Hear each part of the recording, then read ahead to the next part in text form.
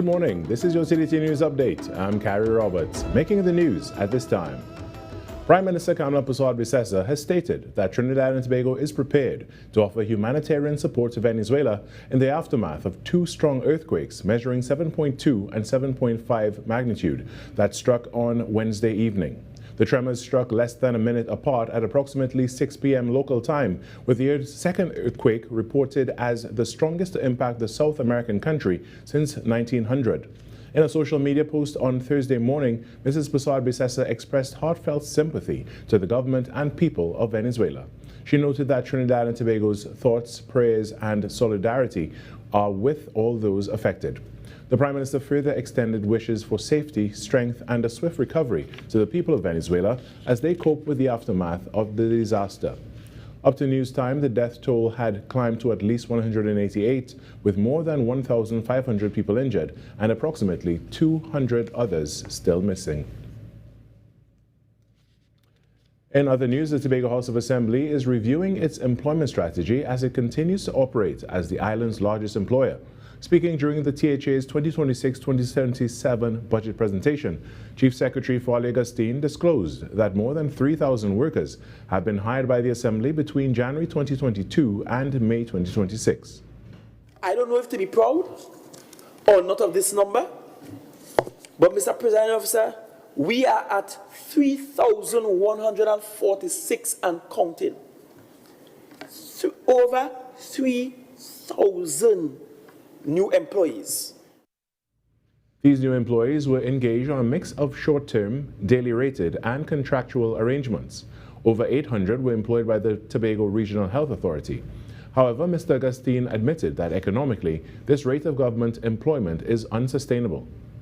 There will come a point, Secretary of Finance and Economy, where I will have to issue an edict freezing employment in the THA, because we can't just keep going. The Secretary noted this is the reason behind the push to develop the private sector through investments in the tourism sector, along with setting up systems to support production of goods and services on the island. He believes that a strong private sector will reduce the need for Tobagonians to seek employment within the THA. And in more news, advancing resilience and sustainable development across the region remains a key priority for Trinidad and Tobago. Finance Minister Devendranath Tanku has emphasized, noting the country's ongoing commitment to initiatives that promote long-term growth, stability, and environmental responsibility. He made the statement after attending the OPEC Fund Development Forum in Austria, where global leaders discussed advancing development impact, particularly for vulnerable nations. In a media release, Minister Tanku said the forum provides valuable opportunities to deepen partnerships, foster dialogue, and promote shared progress. Discussions at the forum centered on enhancing development impact and building resilience, particularly among vulnerable nations. Barbados Prime Minister Mia Mottley and several international finance leaders were also in attendance. And on to some sport. The West Indies will start the second day of the first test in Antigua without score today. The Windies made a solid start over Sri Lanka on Thursday in the first of two tests. The pace attack did the damage early before the visitors fought back to get to 308, with the hosts yet to put runs on the board at stumps on day one. The West Indies won the toss and sent Sri Lanka into bat at the Sir Vivian Richards Stadium in Antigua with an eye on the Sobers Tessera Trophy. Resistance in the morning session came in the form of a Dinesh Chandimal, who struck a composed 54 before he was dismissed by Shamar Joseph. The Sri Lankans were 95 for 3 at lunch. Then 204 for 5 at tea as Dhananjaya De Silva played a captain's knock over the second session, then the third session before being stopped by Justin Greaves on 120. Sri Lanka ending the day at North Sound with a respectable 308. Justin Greaves did the damage with the ball, late grabbing 3 wickets. John Campbell and Brandon King will lead the response for the West Indies on day 2. And that's what's making the news this morning. But joining us right now, it's Virmala Balkaran, the host of Trinidad and Tobago Today. Good morning, Virmala. Good morning, Carrie. Happy Friday. Happy Friday. I know you are probably elated. I can't believe I'm actually saying Happy Friday. I know you're probably elated about it. It feels so good to say that. How were you this morning? I am quite good this morning. You know, I had to go on a shoot yesterday for Right Here, which people will see in due time. I went saw to one that of, on your story. Yeah, okay, I'll give away a little thing here. I just went on Google Maps. I opened it up and I was just like, where to go for this right here shoot. Yeah. And I saw this place I never heard about before, never really considered on the northern side of the East Coast. Okay. On maps, it's called CNC Beach. Yeah, I saw that. Yeah, but the locals just call it Tompi. Okay, well, was that fun? It was very fun and very scenic. The Tompi River meets the ocean there, and it was very lively. People fishing, children swimming in the river nearby. Quite the day. I love that for you. Well, I'll stick to the indoors and you can do the outdoors. How about we do that? We could do that. Yeah. But I think we still due for another trip, though. Yeah. Okay. So today is Dream Big Day. Just wanted to share that with you. So to all the young ones, and not just young people, but anyone can dream big. And actually, this started in the 1870s. So the importance of dreaming big, absolutely. So when you're a kid, you have these huge dreams. Actually, Yes, I'm speaking definitely. at a graduation ceremony today, and one of the key messages that I'm about to tell the students is about, you have these big dreams, but you may not always achieve those exact dreams, but maybe you'll get something even better. But Yeah, that's right. I love that. Yeah. And what I would add to this, and adults tend to do this to children, they place their own limitations and their own vision upon their children and say, well, no, you can't do this and you can't do that. Yes. But, let the children dream. And, you never know what will come out of that. They may well accomplish what they set out to accomplish and do what nobody has done before. Yeah, absolutely. I do have to say this morning, thank you to my parents for, just knowing that my dreams changed a little bit here and there. We all, yeah. Yeah, but we ended up exactly where we were meant to be. And I think Exactly. we're doing pretty okay at this point. There's always good room for upstanding growth. citizens. I think so as well. I mean, some of us stay indoors and some of us like the outdoors, but that's beside the point. But Different strokes for different folks, right? Absolutely. So a special good morning to the parents, the guardians, the caretakers, the people who've stepped up, to take that role as parents to ensure that their children's dreams are, valid all the time. So, Carrie, another crazy packed show for you today. We'll Looking talk forward to you to it. soon. Yeah. All right. Have a good one. All right, Carrie. Thanks so much. When we come back, the Trinidad and Tobago Today morning show gets going right after this short break. If it matters to you, it matters to us. We report the news, real stories in real time. TTT News, nightly at 7. TTT News, committed, accurate, relevant.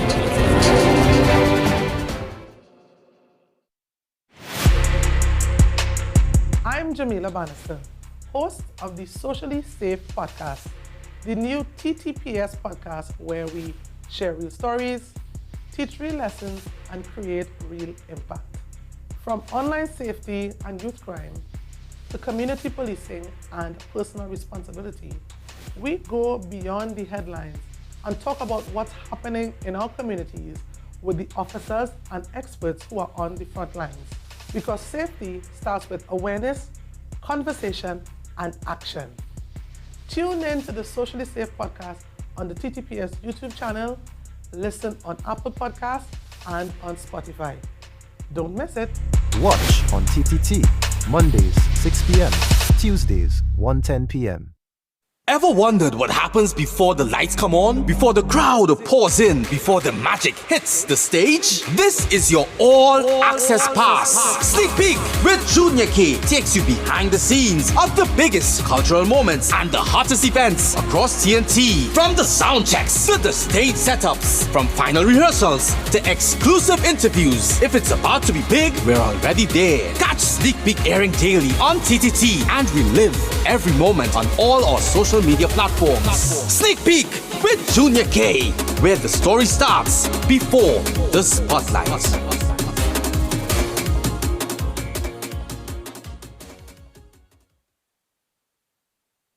If you miss any part of this show, sucks to be you. It's about that time. Hi, I'm Penny Gomez, and welcome to Pop. It's Wendy Fitzwilliams. Welcome to Pop. Oh my God, what majesty. I'm new to Penny on point. Peter Alliance. You don't know, guys, what it took to get him here. Sorry, stop. Food art? Food art. I like Can we speak, Penny? Sure. Well, I feel as if having both of you in here is just like atomic energy. Right. Yeah. Don't come up in here and change the rules of the competition. Penny, block your ears a minute. Okay. She gave us limited input. I just bad all the trophy in people show. Big belly man do have a war. You are both crazy. That's what this is determined. I feel as if we need like 2 episodes of pop to get through with these two. My family were calling someone to show them what I was doing. Right temperature. If I had papers, I'll just throw it all up and just let the show go to the dogs. I am just putting out a disclaimer there for whatever happens. I'm not responsible. Penny exits.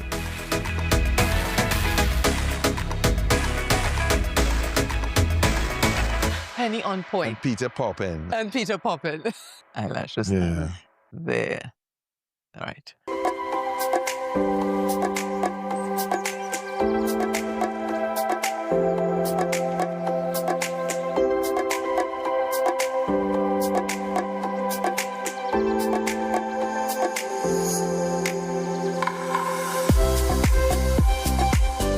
Friday, 26 June 2026. The time now, it is 6:11 a.m. Good morning, Trinidad and Tobago and the world. Happy Friday.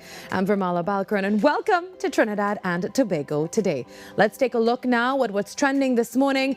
While the recovery effort continues in Venezuela following the powerful earthquakes that caused widespread destruction and claimed hundreds of lives, the death count now stands at least 235. Again, that's 235, with 4,300 injured, with many more feared dead and others left homeless or too afraid to stay in damaged buildings. While rescue teams remain on the ground searching for survivors, while thousands of families continue to assess the damage and begin the long road to recovery. Prime Minister Kamla Prasad-Bisesa has also extended condolences and solidarity to the people of Venezuela, saying that Trinidad and Tobago stands ready to provide humanitarian assistance where possible and is keeping those affected in its thoughts and prayers. Well, joining us once again this morning from Venezuela is Ignacio Ruben Smith Salazar, who will now provide an update on the latest developments and what life is like right now on the ground as recovery efforts continue. Good morning, Ignacio. Good morning to you, and good morning to your viewers and listeners. Thank you once again for taking the time to be with us here. I continue to say how sorry we are for everything that has happened, and we know that you've had a pretty rough, I would say, 24 to 48 hours. We previously spoke, yesterday, and you were telling us about the rescue operations that were getting underway and all of that. What has changed over the past 24 hours? What is the latest situation on the ground? And we understand that you moved as well?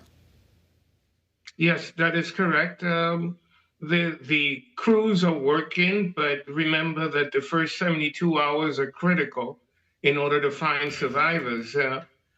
If we lose that timeline, then we'll be digging out for bodies, which is really sad. However, we are getting a lot of support from countries like El Salvador, the United States. Everyone is contributing to the rescue efforts. But the reality on the ground is that we need heavy equipment to move these thousands of ton slabs that are trapping people in these collapsed buildings. Yeah, wow. Well, the death toll, as we were saying before, it continues to rise. The number is 235 now. What are you seeing in the hardest hit communities, particularly in La Guaira and Caracas? Well, I forwarded some images to Carissa of a neighbor's building, but the devastation is just too big, and we cannot sugarcoat it. This is an event that probably happens once in a century, and I could tell you from experience that this is a 1 in a million natural disaster. You're not going to get something like that probably in the next 100 years. Yeah. Well, thousands of people, really, Ignacio, thousands of people have been displaced. I mean, look, you had to move as well, and this has really caused some serious destruction, as you said. What conditions are they facing? What immediate assistance do they need most at this time? Well, they need medication because we have a lot of injured people. We need water and man-made shelters because people are actually living in the streets. Those that have been displaced are currently living in public parks. And like I said, this is what we need right now. Situation is getting to be a bit desperate. I understand that. Just finding hope in all of this may be really difficult, but we do continue to pray that you and the rest of, residents are finding that little sliver of hope. Authorities have also declared a state of emergency. So how has that changed the government's response? And are people now receiving the support that they need from where you stand? From what you can see? The reality on the ground is that no one prepared for this. This is something that you cannot prepare for because no one expects it. The government is trying to do the best they can, but really and truly, there's nothing we can really do more than what we are trying to do. Ignacio, how are you coping emotionally now, and your family members and your friends? Again, that's two powerful earthquakes just moments apart, and all of this destruction that you're surrounded by. How are you dealing with all of this mentally and emotionally? Well, I'm trying to cope with it. I'm coming down to reality, but there is no way you can sugarcoat what actually happened. Just to put it into perspective, we were hit with the equivalent of 170 Hiroshima atomic bombs on the ground. Wow. That is massive. There's no infrastructure that can actually survive that level of destruction. Well, Ignacio, before I let you go, Venezuela is now beginning a really long road to recovery. What message would you like to share now with our viewers here in Trinidad and Tobago, given the close ties between our two countries? A lot of people have their their family members back home here, and a really close relationship between the two countries. So, what would you say to everyone here this morning? We need everybody's help. We need everybody's support. And we have to weigh out of differences and come and help. Yeah. Well, we really hope.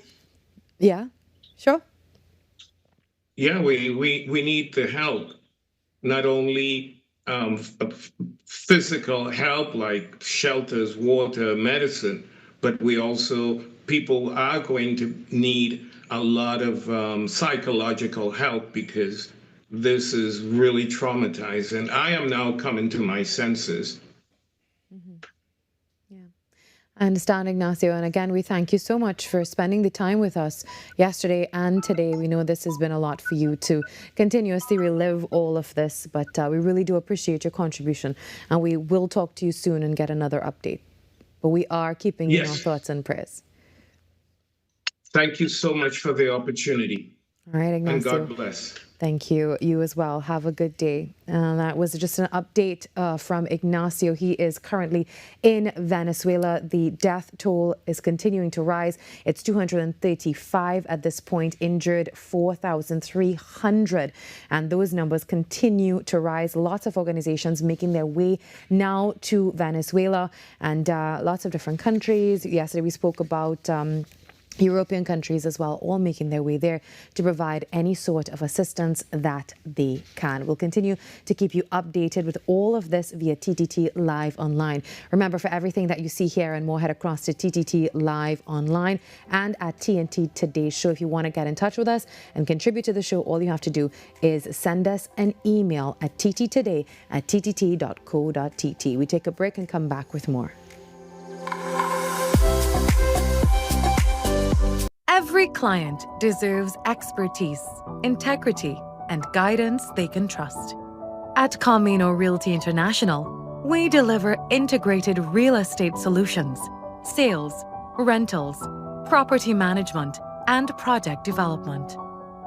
Driven by excellence, transparency, and innovation, we protect value, create opportunity, and build lasting success. Because real estate isn't just about buildings.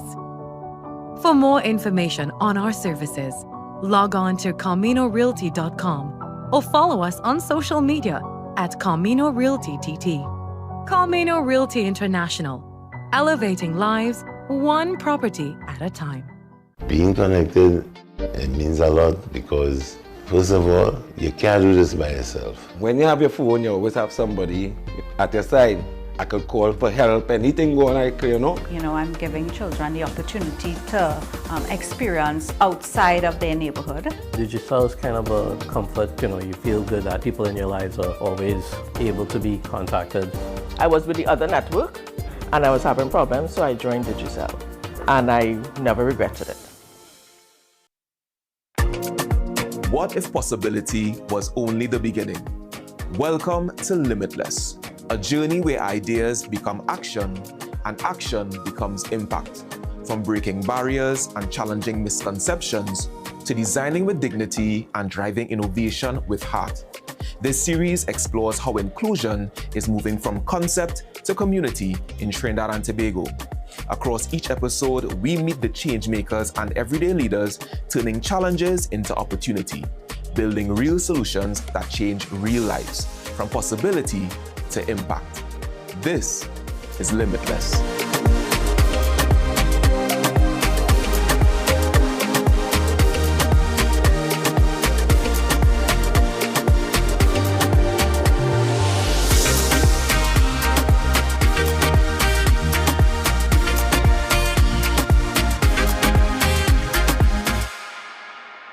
Unleash your imagination with TTT's terrific Toon Time. Join us as we stop evil geniuses from taking over the world from Super Z, or hop on board for a journey into outer space with Galaxy Kids. Be a part of our quest to save the forests alongside our robot pals from Bugs Bot Ignition, or let's go exploring with Duda and Dada. Catch terrific Toon Time weekdays at 4:15 p.m. and Saturdays from 9 a.m.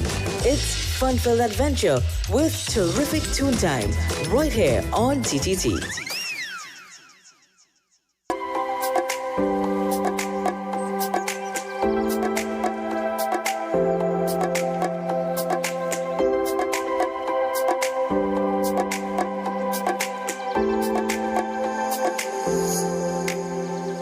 Well, we've just heard firsthand about the devastation caused by the recent earthquakes in Venezuela.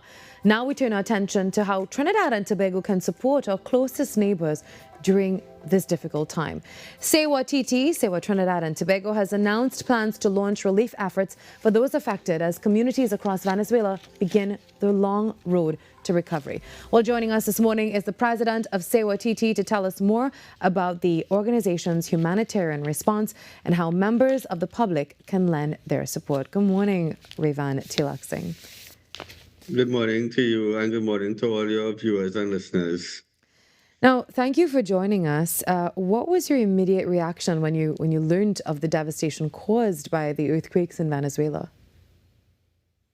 So, as an organization, we have been dealing with disasters both locally and regionally for a number of years now, and our first reaction is usually one of concern.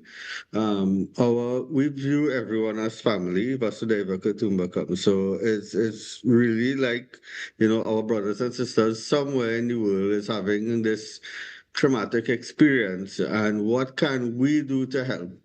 And the other thing is what can we do to learn immediately from it so that we could help mitigate issues in Trinidad if something like this was to happen. I know that Sewa has announced those plans for relief efforts now. So can you tell us more about those efforts? What will they involve, and where, I should say, are your immediate priorities with all of this? So the first thing is information gathering, and we've been in contact with the Venezuelan embassy in Trinidad. The ambassador has been working extremely hard all the way up to midnight last night. We were in communication. The reality is, in this first few hours, as the previous guests would have spoken about, it's all about rescue. So we don't have the capacity to assist in rescuing, but we are preparing for the relief and recovery stage, which comes immediately after. The things that are required most would be psychological help, medicine and medical help, food supplies and shelter, right? Water. So we are preparing now, working out all the relevant pathways, all the logistics, how to get things from Trinidad to Venezuela, how to procure, understanding that every single thing that we procure in Trinidad would require some type of would have some type of forex impact, right? Because we buy most of our stuff from abroad, so even suppliers, etc., we have to be able to source all of these things in a quantity that is efficient and that uses the least amount of resources, but have the greatest number impact. Now, we know that many people, as I said before, in Trinidad and Tobago have close family and also cultural ties with Venezuela. So what has the response from the public been so far with your relief efforts? So the response has been phenomenal, and people are just waiting to see what the actual plan is. And for us, as I said, we've been working on all the logistics.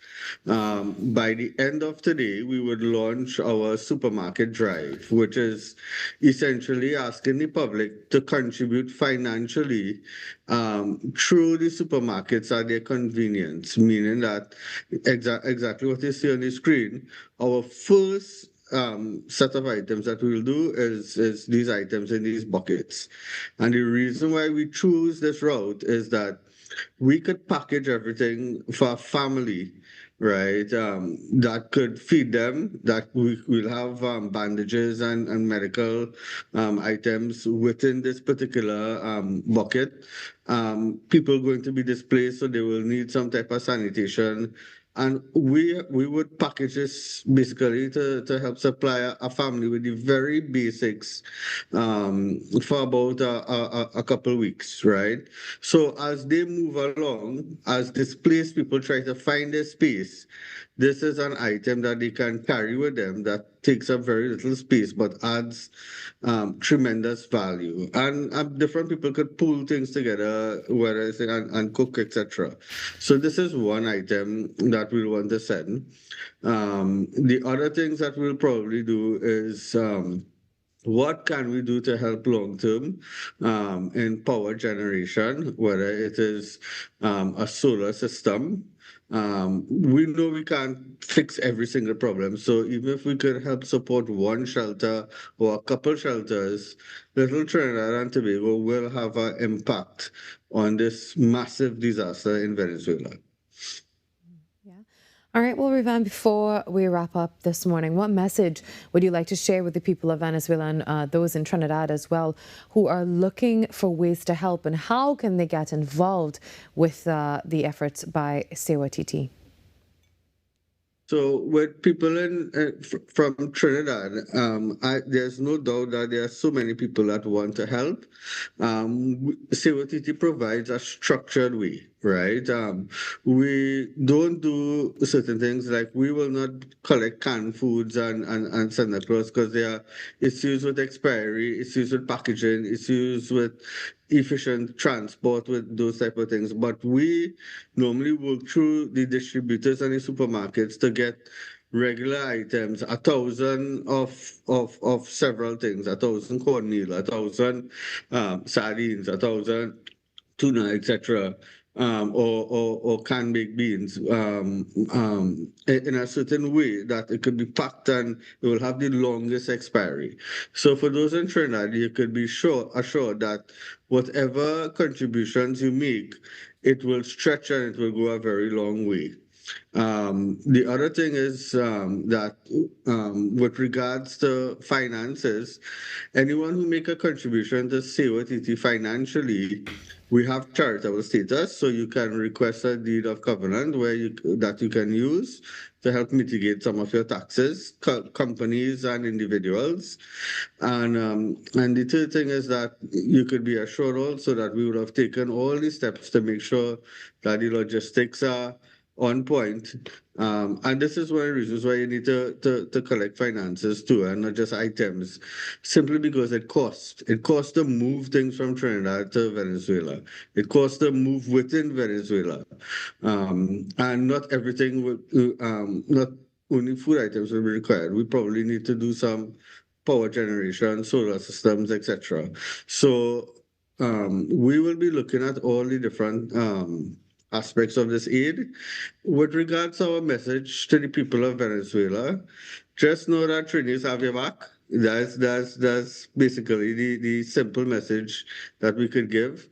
We have been overwhelmed with requests from our volunteers on what they can do and how fast they could do it. So just know that we have you in our prayers.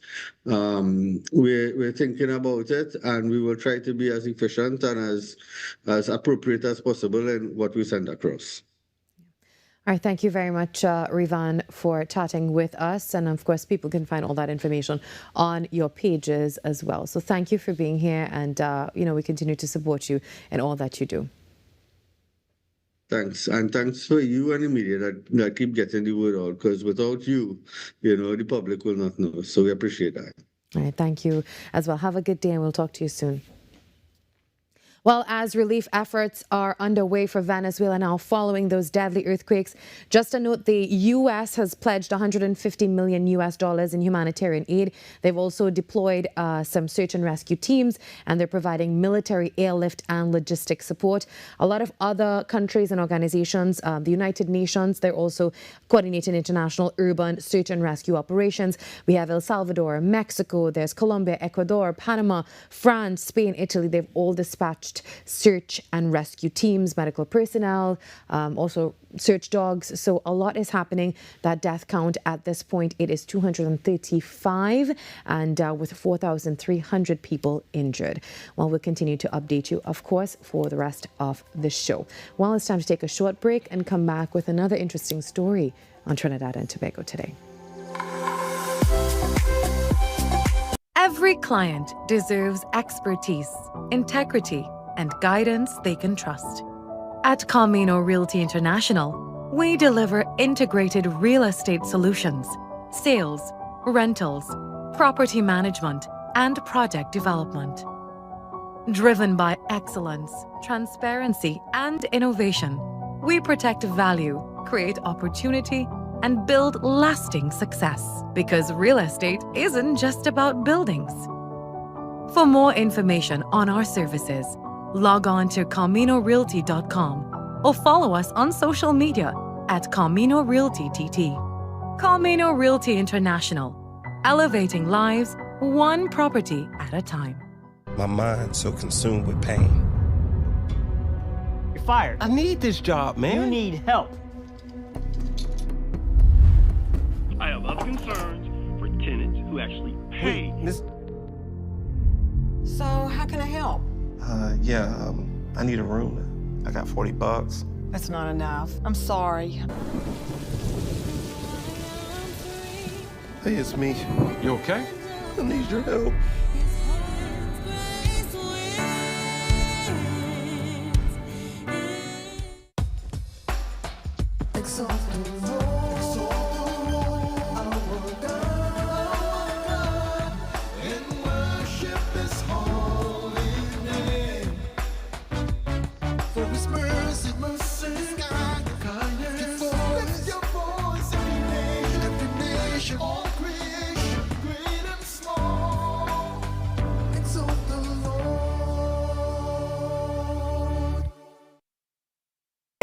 for this exciting challenge and confident about your business? If you are, the 10-20 feature is just what you need. It's where you give your customers 10 reasons in 20 seconds why they should shop by you. This fun-filled feature will be captured, packaged, and aired on television and promoted on social media simultaneously. Small, medium, and large businesses call or WhatsApp 764-3378 or 313-4215. Let's feature your business. 1020 with Junior K. It's affordable, effective, and fun. Resilient, brave, worthy. 12 majestic women, 12 majestic journeys.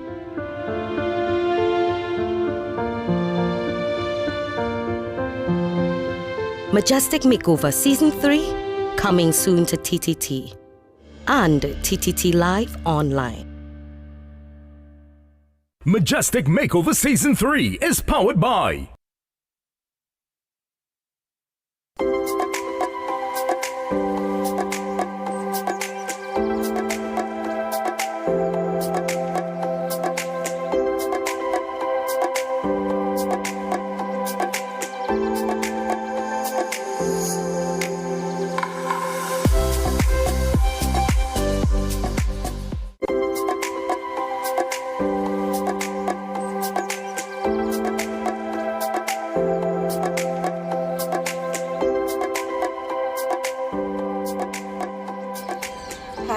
Trinidad and Tobago. Hi, listen, this is something I wish could go viral. Not for me, not for my sake, but just because I want to big up. And I wish the Prime Minister of Trinidad and Tobago could come across this. But you see, the people in Port of Spain General Hospital ICU, my God, those people, I call them superheroes. I was in ICU for 10 days and not one day have There is no doubt that our healthcare workers often face immense pressure, long hours, and incredibly demanding circumstances. But while we frequently hear stories highlighting the challenges within the public healthcare system, today we're focusing on a story of gratitude, compassion, and hope. After surviving 2 brain aneurysms and spending 10 days in the intensive care unit at the Port of Spain General Hospital, our guest felt compelled to publicly thank the doctors, the nurses, and the staff who cared for her during one of the most difficult periods of her life. Her heartfelt tribute has resonated with thousands, shining a light on the dedication and humanity of those working on the front lines of healthcare. Well, joining us now is former ICU patient Yvette Francois. Good morning, Yvette. Hi, good morning. It's good to have you here, and it's really good to have you here. Yes. And we know that you've been through a serious ordeal. Mm-hmm. Now, can you take us back to when you first learned that you had suffered a brain aneurysm, and this whole thing was going on? What was that experience like for you? Yes, well, the 24th of May, I woke up with, as they say, the worst headache I ever felt. And with that, thank God for my daughter. She moved swiftly. We went to Arima Hospital and realized we wasn't getting the help there, so she decided private. So we went to Valley Medical, and there they moved swiftly, and they advised that we go to Port of Spain. And in Port of Spain, a lot of things happened, but I woke up in ICU. And when I woke up in ICU, I was like, what? Where am I? Yes, and I started to speak to God. I said, God, this is not my story. God, my time has not yet come. I was like, God, there's still work for me to do for you. Enough people haven't heard about you through me. So God, I am coming out of this, and that was when I knew I was there. The doctors came in, they asked me if I knew where I was, what's my name, checking to see if I was okay. And yeah, that's when they explained to me, you suffered 2 brain aneurysm. Wow. Yes. And how critical was the condition at that time? It was life-threatening. Wow. Mm-hmm. Yeah, and this happened in a matter of hours. Yes. From waking up. From just waking up to in ending the up in the bathroom, ICU. and then, yes. I just knew something was wrong. Now, what do you remember most about your 10 days in the ICU at the Port of Spain General Hospital? What I remember is the people, the nurses, you know, the doctors, the way how they care for you. It was like, wow. That's how I was like, every day I'm like, wow, people are really nice. You know, it was just so refreshing to see like these people literally love their job. They really love taking care of people, and that was just a wow moment for me. Every single day, every shift, every staff. I know that you described in the video the ICU staff as superheroes, you said. What specific acts of kindness really stood out to you most during that time there? It had this day, I had extremely pain. I was in extreme pain. But yet a burnt victim came in. And the way all I'm in pain, I am hearing how these people are moving, you know, and they were moving so swiftly, and hearing how they organizing and they putting things together. And I was like, wow, you know, and the victim was being obscene, and they like, sir, we're trying to take care of you. We know you're in pain, but we just want to make sure you're okay. And it was like, wow. Just hearing them in action, it was like, wow. And of course, that kind of kindness and compassion would really impact you differently at that time and help you to heal faster and, you know, just an environment conducive to feeling better. Tell us about who you were before the situation happened, and how has this entire thing changed you? Well, before, Yvette, always positive, always smiling, always jolly, always talking about God. I'm bigging up Jesus 365 days this year. You know, so I'm strong in my faith. You know, I'm always praying with my clients. So I'm always energized, walking, singing, and just happy. So when this happened, I was like, wow. It just shows you how important life is. And it just makes you appreciate life more and appreciate the people around you more and not take things for granted. Now, you also experienced severe spasms, and now you're saying that you can walk again. How has your recovery journey been since leaving the hospital? Well, it's been great, excellent. I just seen God has been so good with me. And, you know, the spasm was so bad.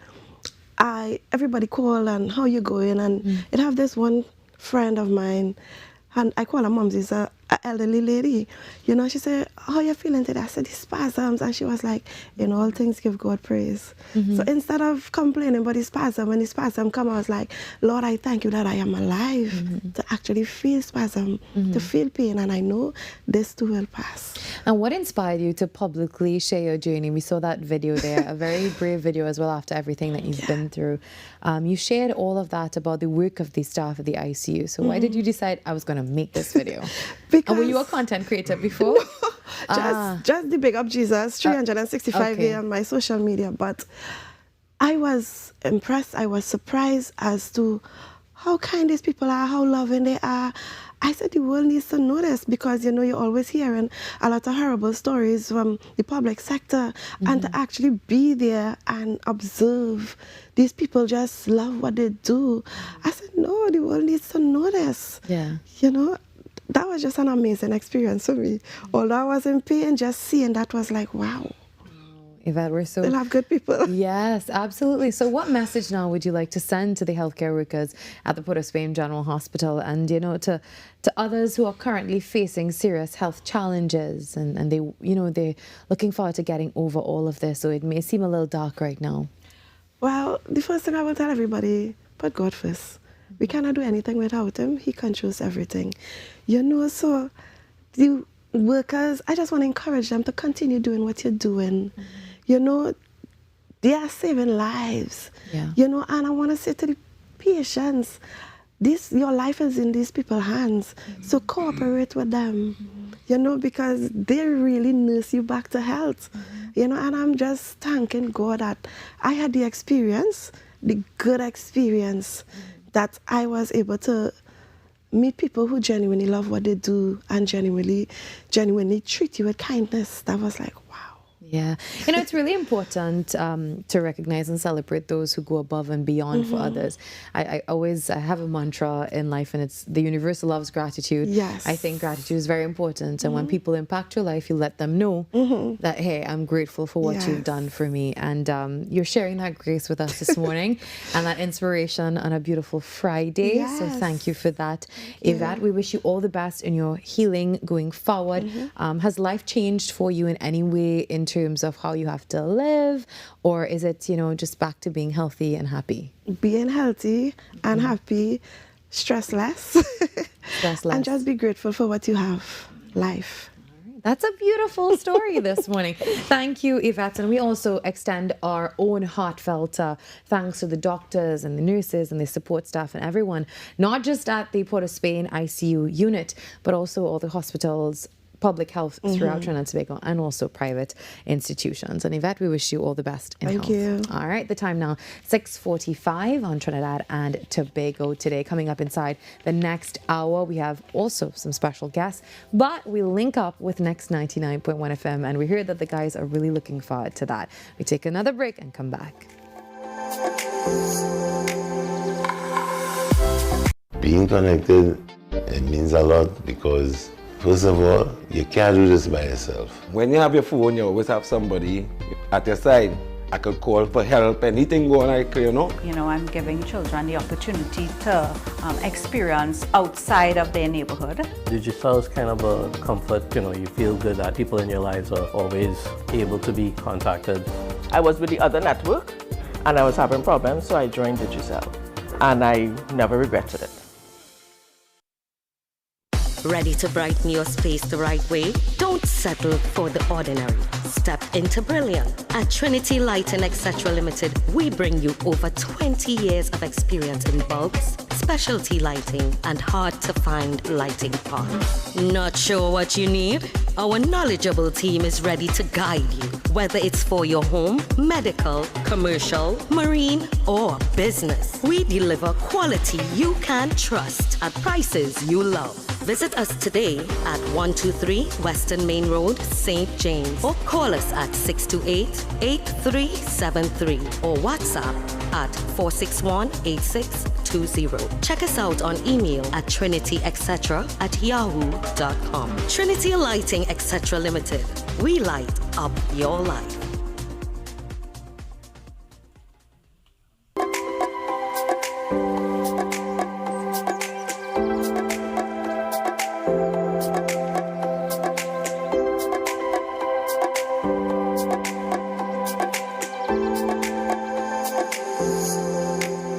With only a few days left in the month of June, our Dear Men segment continues, where psychiatrist and general practitioner Dr. Virmala shares tips for men's mind, body, and soul. Today we focus on exercise and balanced nutrition. So, movement is essential for men's health. You know, just 30 minutes of walking or daily exercise can really help to support a stronger heart, a healthier body, and, very importantly, an improved mental well-being. Your body needs the right fuel. Prioritizing lean proteins, staying hydrated, and adding colorful vegetables to your meals can truly help to support strength, energy, and overall wellness. Well, as we continue with the program this morning, culture is more than our music, our dance, or festivals. It tells the story of who we are, where we've come from, and the values that continue to shape us as a people. Throughout the Caribbean, artists, writers, and performers have played an important role in preserving our history, challenging social norms, and helping to identify our identity. Well, this Saturday, the University of the West Indies will host the 2026 Rex Nettleford Distinguished Lecture exploring the theme Dancing the Nation into Being, Art, Agency, and the Caribbean Imagination. Well, joining us to tell us more is the head of the Department of Literary, Cultural, and Communication Studies at the UWI, Dr. Suzanne Brick. Good morning, Dr. Brick. Good morning. How are you this morning? To all listeners. I'm fine, thank you. Happy to be here. Good. The series is called the Rex Nettleford Distinguished Lecture Series. So for those who may not be too familiar with all of this or with him, who exactly was Professor Rex Nettleford, and why is this lecture series so important? So Professor Rex Nettleford was what we call the quintessential Caribbean man. He was a scholar, an activist, a trade unionist, a policymaker, a university lecturer, and the first vice chancellor of the University of the West Indies, who went to the University of the West Indies. So also a university administrator, and of course an artist. Thank you for showing that beautiful piece of video with him dancing Kumina, the king of the Kumina. So he was what he explained to me as being a polyglot. He was many things. He's many things. He was a Caribbean Renaissance man. And so we celebrate him. He died in 2010, and the Rex Nettleford Foundation was set up in his memory to continue his work beyond his life on the planet, to ensure that we remember, but also we know he created a mold for us to follow as Caribbean intellectuals and Caribbean people, that we could be many things at once. And so we celebrate him through the foundation and through this distinguished lecture series. So this year's lecture is entitled Dancing the Nation into Being. So what now does that phrase mean, and how can the arts help to shape a nation's identity? Could you please repeat? I said, the lecture is actually entitled Dancing the Nation into Being. So I want to know, what does that phrase mean, and how can the arts really help to shape a nation's identity right now? So dance is a language, as we all know, and dance often expresses things that we feel in ways that we cannot articulate. So we had movement before we actually had language in our brain. And in the spirit of Rex Nettleford, he felt that dance was a way of discovery, exploration. Dance was a living archive for Caribbean people. And so through dance, through movement, through the language of movement, we could discover things about ourselves, both our strengths and our weaknesses. But it's also a way of communication, of opening up communication. And so that idea of Caribbean identity not being imposed, but being performed, is part of the reason that we chose this theme. So dancing the nation into being, so that we understand that nationhood is something that is in constant, negotiation. It is something that requires communication between the performer and the audience, and it allows for that kind of interaction and communication. So we felt that dance was a very important part of who he was as a professional, and we wanted to highlight that part of his archive. So dance is a way of communication that invites, not in a kind of didactic way, but invites conversation on this issue of Caribbean nationhood that is still an ongoing discussion. It's not a closed discussion. So we thought that dance was a good way to do that. As you mentioned before, Rex Nettleford really saw the arts as a powerful force for education and social change and nation building.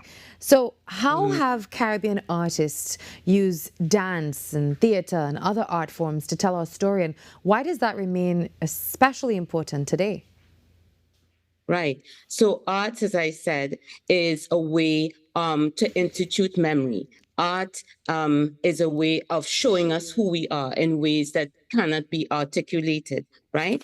Art brings up this notion of being, a way of discovery and a living archive. And so it is always, if we just think of our visual artists, Carly Chan, the embodiment of man, all the various, any Leroy Clark piece, what it does, how it speaks to who we are, our possibilities, our strengths, is something that is important. And I want to quote another one of my mentors, Lloyd Bess, always used to say that because arts begins or to echoes or gestures towards our strengths, it's a beautiful way of starting to talk about Caribbean nationhood, because starting with our strengths, we could turn to deal with all of the other issues that we have, political, economic, and so on. And one of the other things that Rex said that was important is that the arts teach us, especially in the Caribbean, how to live together with difference. Yes? So when you look at any piece of visual art, you listen to a body of music, you listen to, poetry, spoken word, all of these things help us to understand the diversity and the hybridity that is part of the Caribbean, and we can appreciate that diversity. And in that way, we can begin to understand what, in a sense, in the Caribbean, we already knew or know in our DNA, that we can teach the world something about living together with difference. And that is a direct quote from Professor Rex Nettleford. And I think if it's anything, his work, his life exemplify that. And we want to continue that sense throughout this Rex Nettleford distinguished lecture series, and of course the continuing work and ongoing work of the foundation. So that's what arts can do to civilization and a nation, especially young nations like ours in the Caribbean. All right, well, before we close, can you tell us just briefly about the lecture and, why should audiences come? Right. And I think that is important. So the lecture we have a keynote by Professor Christian Marcano, who is a distinguished professor at the Conservatory of Boston, the Dean of Theater at Boston Conservatory. She is Trinidadian, and she has made a life in dance and scholarship, pretty much in the same trajectory as Professor Rex Nettleford. She danced in Broadway hits like The Color Purple, Aida, Motown the Musical. So she's quite a celebrated dancer, choreographer, educator, and entrepreneur. So one of the reasons we chose Professor Marcano is because she brings the same sort of diverse fields and disciplinary fields into her professional life. And we wanted to share as well with students how those things could help us develop as a nation. One of the things that we talk about in the Caribbean is diversification of our economies. And for a very long Dr. time... Bick, we're so sorry to cut you across. We just have the news coming up now, but we will put all the information for our viewers this morning. But thank you for having this conversation with us, and we wish you a good day, and we'll talk to you soon. All right, we've got the news coming up in just a few seconds, and Trinidad and Tobago Today continues inside hour number 2.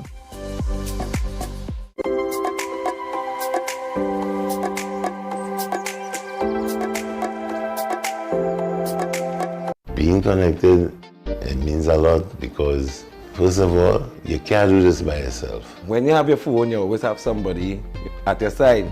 I could call for help, anything going on, I'm giving children the opportunity to experience outside of their neighborhood. Digicel is kind of a comfort, you feel good that people in your lives are always able to be contacted. I was with the other network and I was having problems, so I joined Digicel, and I never regretted it. My mind's so consumed with pain. You're fired. I need this job, man. You need help. I have other concerns for tenants who actually pay. So how can I help? I need a room. I got $40. That's not enough. I'm sorry. Hey, it's me. You okay? I need your help.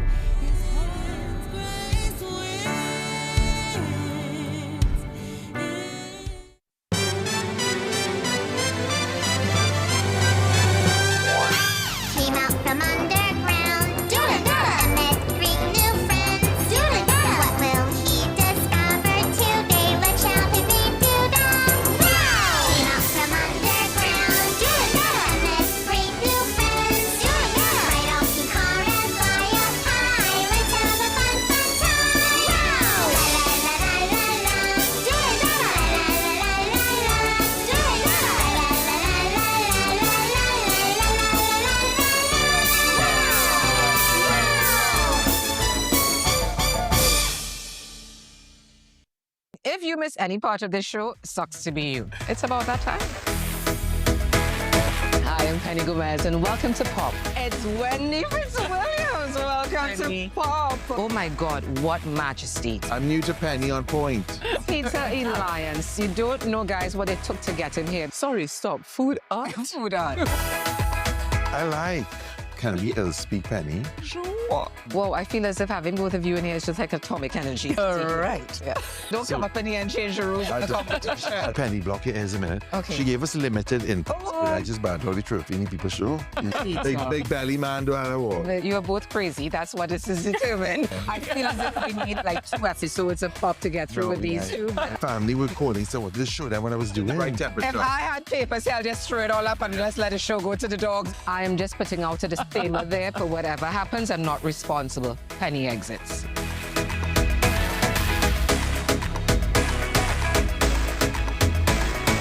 Penny on point. And Peter Poppin. And Peter Poppin. Eyelashes. Yeah. There.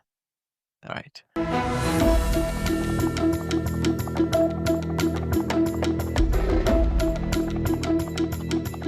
Good morning. This is your TTT News Update. I'm Carrie Roberts. Making the news at this time. Inspired by young people in Aranguez and St. Joseph, a new initiative has been launched to transform innovative ideas into successful businesses.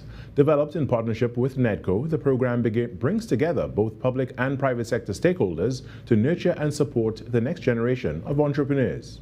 National Entrepreneurship Development Company Limited CEO Danny Maharaj said that participants will be supported throughout their entrepreneurial journey.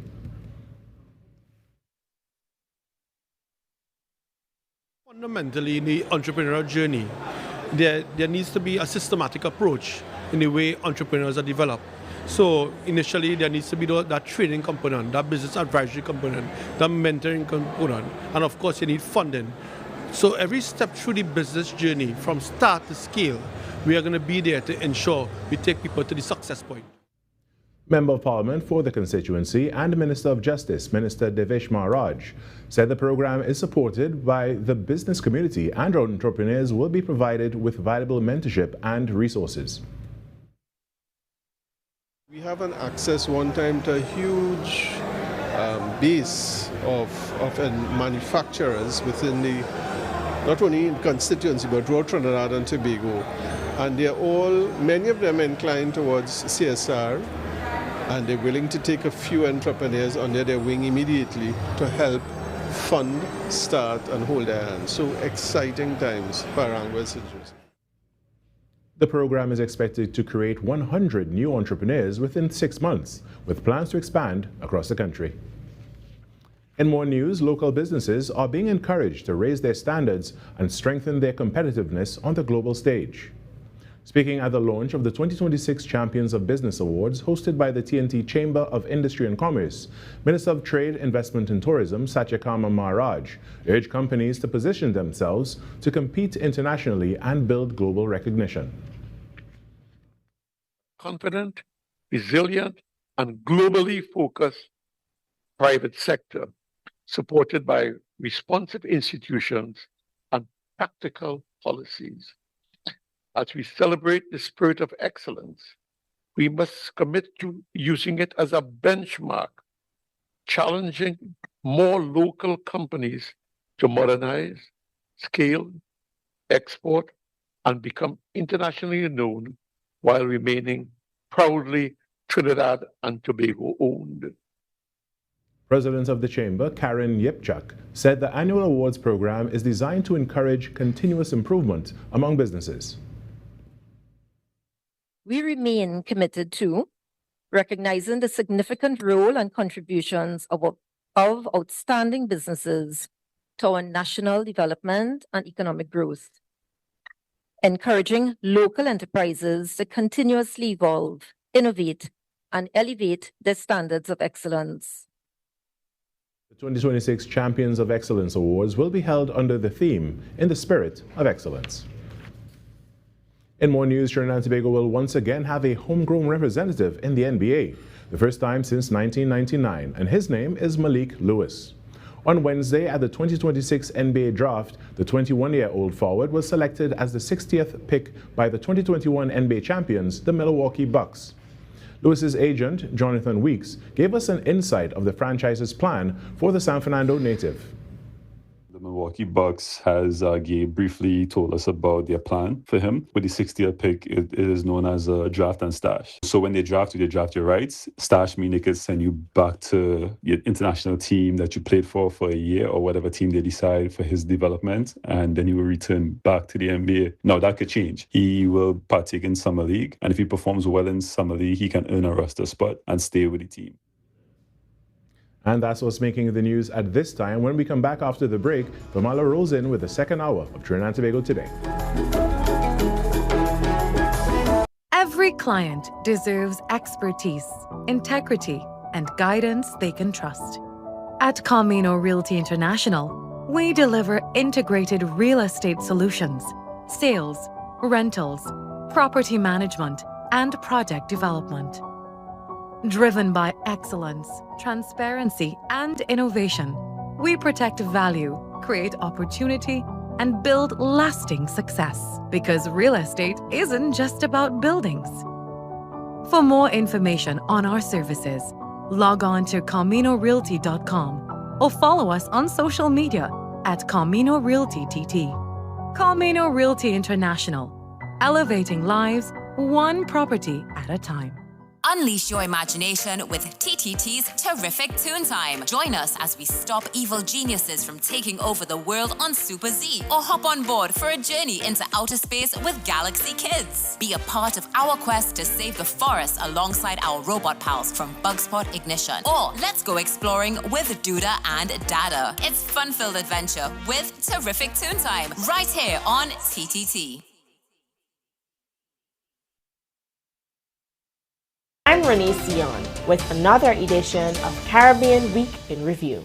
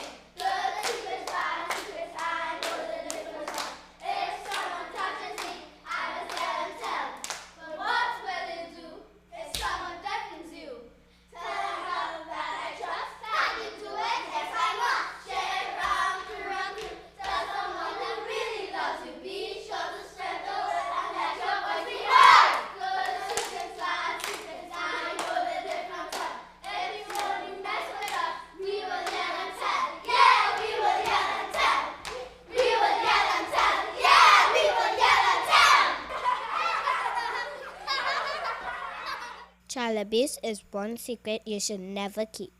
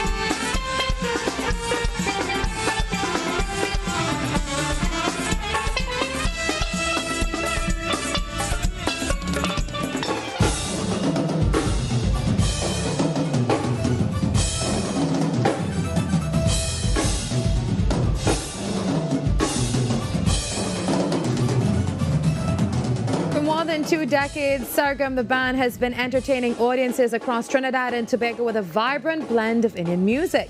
After years of building a loyal following, the band is celebrating a very special anniversary. Well, joining us this morning are the co-founders of Sargam, the band, Rana Mohib and Suzanne Mohib, to tell us more about the journey, the relaunch, and what fans can expect for this special occasion. Good morning. Good morning. Thank you for being here and sharing that with us. We just saw a clip, I believe those are your kids. Yeah. Yes, and they were performing. Where was that?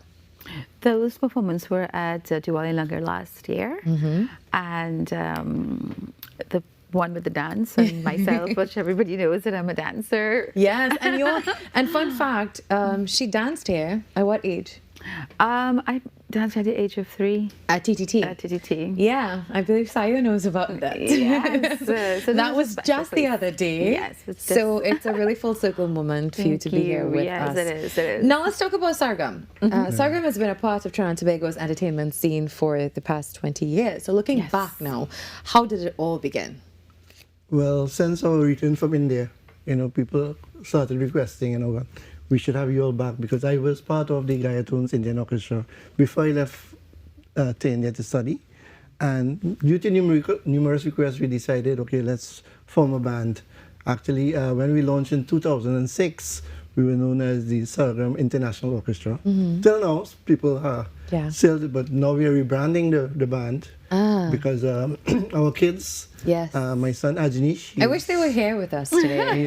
We really do wish difficult so. to get them up early. And that's okay. And they've been practicing a lot. They've been rehearsing. So they're putting in a couple of weeks. Right. So they're part of that now. But you have also different parts to this band, and then you dance, and then you have the rhythm section. So there's a lot happening. Yes. So, but Sargam now is rebranding. Why is this rebrand necessary at this time? Okay, so both my son and daughter. My son, first of all, this year he'll be graduating. He just completed his bachelor's degree in the performing arts at the Academy for the Performing Arts at UTT. Yeah. So this year he'll be graduating, and it's sort of a launching, both of them. Sunanda is very much in demand these days due to her pan playing, etc. Yeah. She dances, she sings. Very multi-talented. Both of them. Yeah. He plays several instruments. She dances, sings, plays the pan, plays the keyboard, plays the guitar. So sort of rebranding, and not to say that we are going in a different direction, but we are expanding in different genres of music. I see. So maybe a more modern sound. So let's talk about the sound. What used to be the sound of Sargam, and what's now about to be the sound of Sargam? So Sargam International Orchestra, when we launched, was always known for incorporating different genres of music like jazz and calypso, soca, traditional music, original music, with a very, very, very strong influence of Indian music. Also, I would say further to beyond, or to even to classical music. So it was a beautiful fusion happening there. We still will maintain that, but with my children having this modern spin to music, what's going to happen there is that you're going to actually now experience the expertise of how this new appreciation of modern music comes to life, and what they bring to it is like the pan, for example, the inclusion of that, which we are very, very, I'm very passionate about the pan, because I love the pan, our national instrument, and my daughter being able to play different genres of music on the pan is one of the things that I wouldn't say probably they're living my dream, but it was something that I felt that, was so important to be so, there she is. Again, wow. Yeah, What a sight. And Ajnish is a genius at arrangements. Because of his knowledge of music from traditional with his dad to modern music now being at the university.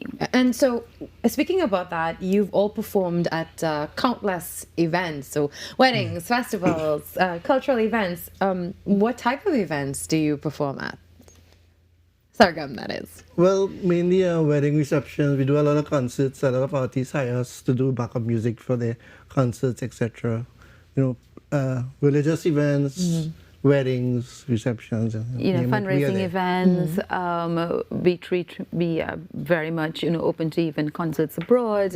If that's blessed us, and we go further.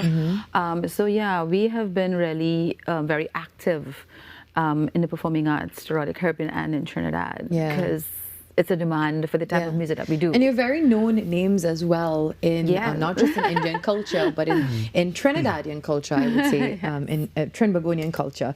And you are celebrating this rebranding and anniversary with a concert this weekend, I understand. Yes, It's called Echoes. Sargam Why Echoes. is it called Echoes? Sargam actually, the meaning of Sargam is actually based on the Indian musical scale of Sarigama Padanisa. And from our perspective is that music is based and choreographed and arranged during those scales. Yeah. So whenever you hear Sarigama Padanisa, that's our echo going out there. And it's everywhere. It's in every music genre. It is in every artist, it's in every band. So echoes means that it's going to travel, and Sargam is going to always resonate. So tell us about this concert, the musicians, the performers all joining you on stage this weekend. Okay, well, the concert is happening this Saturday. That's tomorrow. Yes. Center Point Mall. Actually, when we launched in 2006, in the month of June, it was at the Center Point Mall. So 20 years later, we're going back to that venue to relaunch. Wow, another full circle moment. Yes. So what can we expect there? Who's joining you? Okay, so we have a lot of artists joining us. Over the years, we have worked with many artists. So we have like Nishad M, we have Satnarayan Raghu, Kimlin Budram, Kadir Mohammed. He will be doing this, the soca element, the calypso element, you know. So that in that concert, we have a lot of different genres. So in terms of musicians also, we have joining us Nirmal and Suraj. We have UV on the guitar. We have Ami Ramjatan, drumsy, as he's well known as. My son Balajnish. Of course. We have one of our lecturers at the university, Tony Paul, who's a jazz musician. He'll also be joining us. You know, so we have many different artists performing. Also, we have the SSL Suzanne. So I'm just going to ask you, what can we expect from that dance company? So our dance company is one that continues to evolve, and I'll be performing for you. And my dancers, they are going to be also actually doing a lot of performances and also backup dancing actually for the first time. Wow. Yeah, because we have mostly more centered into classical dancing. Okay. But we have now, you know, bring this entire production into a theme. And as we know, when we are looking at music and dance, we bring it all together on stage at one point. Yeah. If it's one thing I have always known is that you'll see a performance happening while there's dance. It's just a holistic experience. It's a holistic because we basically represent so many different things, from classical music, classical dance, Bollywood music, folk music, ghazals, you know, different aspects of Indian music. So all of that coming together on stage at one point is going to be absolutely magic. And also not forgetting the Qualitech Roaring Iron Rhythm section. I am proud to say that I was a part of that for at least half hour one day. I played with the band for one day. We should find that video. I played the thing that you grate. Yeah. The scratcher. Scratcher. I played that, so I made my debut, just so you know, last December. Yeah, and the thing about the rhythm section, and you know, with Ajneesh, is that when we discovered that he has this amazing, and this all transpired coming through his Naparima Days College in school, and then we come downstairs in the band room and we are hearing this absolute amazing music. That day I cried, I must tell you, because it was one of the most beautiful things. I'm a very, very, very rhythmic as a dancer, so that drew my attention immediately. And I can tell you, they are amazing. They are versatile. And they're putting in the work to prepare for tomorrow. Well, Suzanne, it's good to have you back here at TTT. Definitely a beautiful moment whenever you can come back to your old stomping ground, or I should say your dancing ground. Thank you, Ranaji, for being here. We'll see you tomorrow at Sargam Echoes. The information is on the screen for you now. Thank you both. And we take a break at this time, 18 minutes after 7 o'clock. We're continuing to update you with everything that's happening with that Venezuela situation when we come back.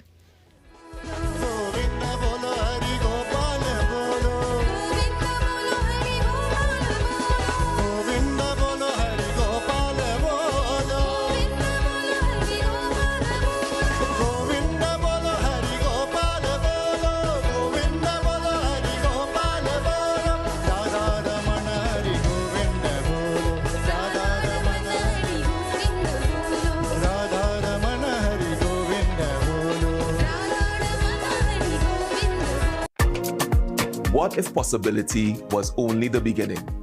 Welcome to Limitless, a journey where ideas become action and action becomes impact.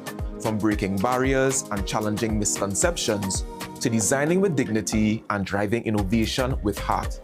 This series explores how inclusion is moving from concept to community in Trinidad and Tobago. Across each episode, we meet the change makers and everyday leaders turning challenges into opportunity, building real solutions that change real lives, from possibility to impact. This is Limitless.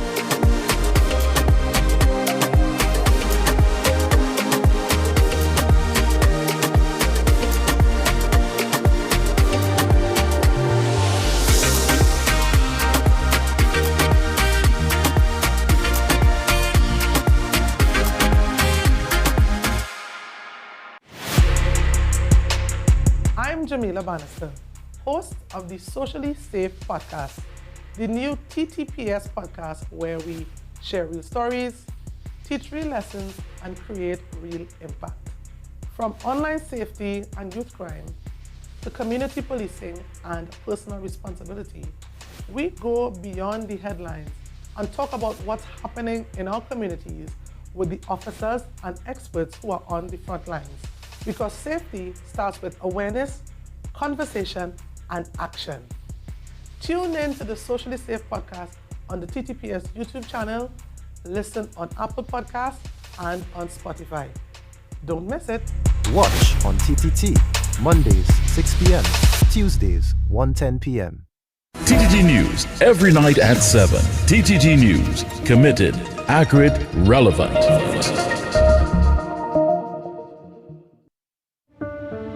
Resilient, brave, worthy. 12 majestic women, 12 majestic journeys.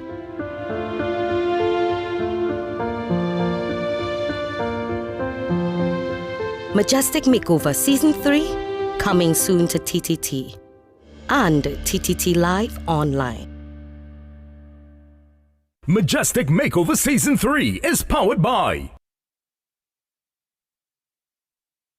Coming up, hot plates, cold drinks, and chill vibes with the order of the month in Antigua and Barbuda. Top chefs, tasty menus, influencers and foodies. The boxes were ticked, kitchens buzzing, and grills fired up. It's the one and only Antigua and Barbuda Culinary Month. It's Caribbean Passport TV on TTT.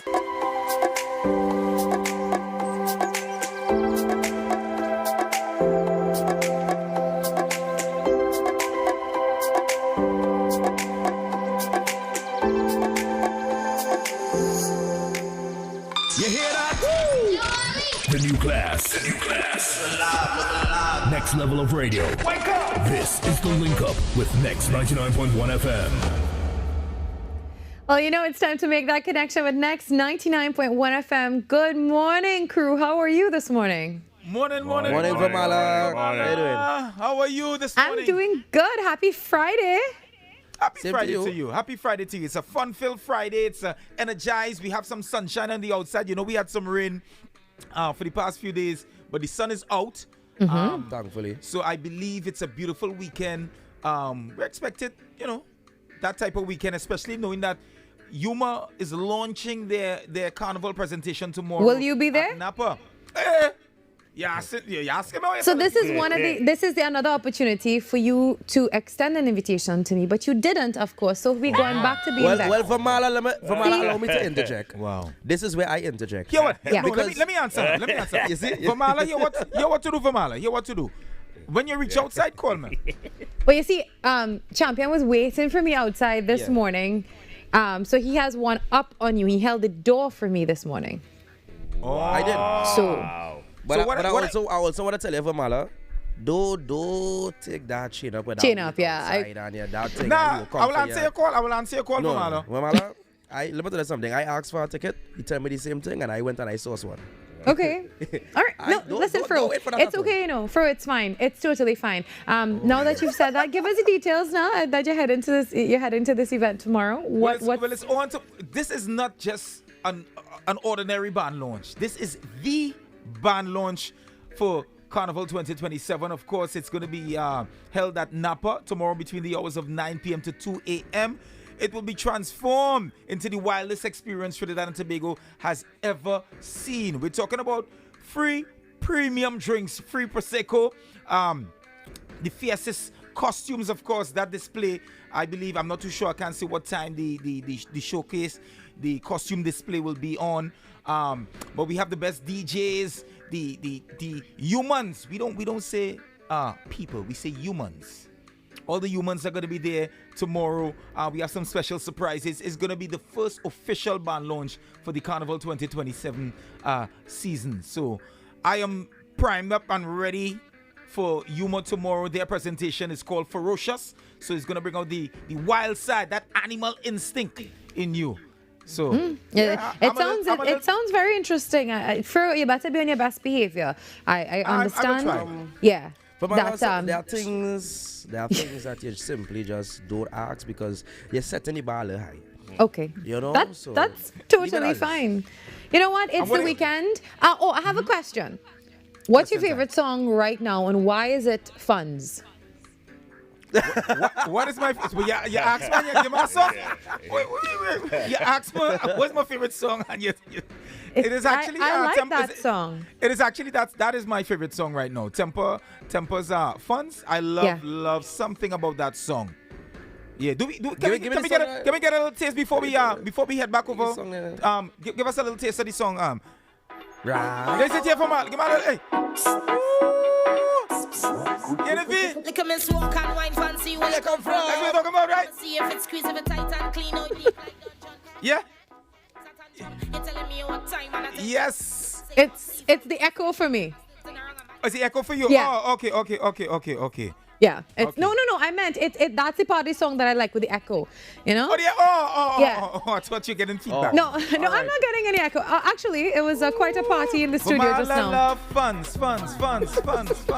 Virmala, I'll remix it for you. Virmala don't want funds. Virmala has funds. Oh, my camera operators are just having the best time this morning. Thank you guys for that. And they were very surprised when I said that was my favorite song. Yeah. But listen to me. Before I go, I have to tell you, yes, I like funds. So that's why we work hard every single day to make our own funds. Have a great day, gentlemen.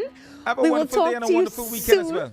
Have a Next good week, time Friday. at Yuma. Fro, be good to your co-workers. I will try. Yes. All right, take care. We'll talk to you next week. Wonderful. Have a good one. That was a link up with Next 99.1 FM. You hear that?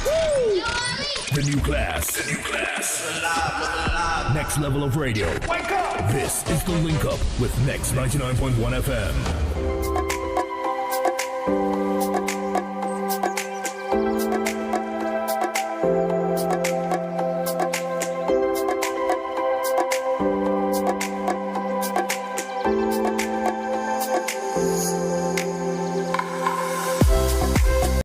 Up for this exciting challenge and confident about your business? If you are, the 1020 feature is just what you need. It's where you give your customers 10 reasons in 20 seconds why they should shop by you. This fun-filled feature will be captured, packaged, and aired on television and promoted on social media simultaneously. Small, medium, and large businesses call or WhatsApp 764-3378 or 313-4215. Let's feature your business. 1020 with Junior K. It's affordable, effective, and fun.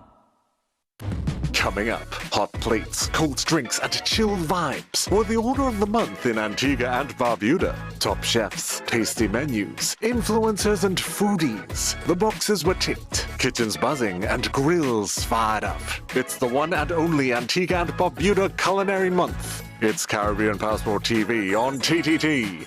Ever wondered what happens before the lights come on? Before the crowd pours in? Before the magic hits the stage? This is your all-access pass.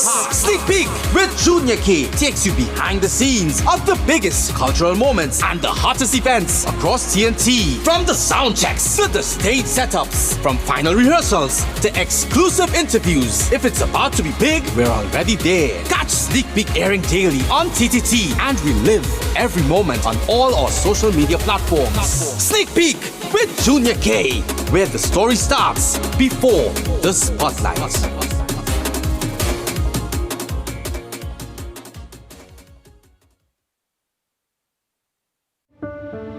Resilient, brave, worthy. 12 majestic women, 12 majestic journeys.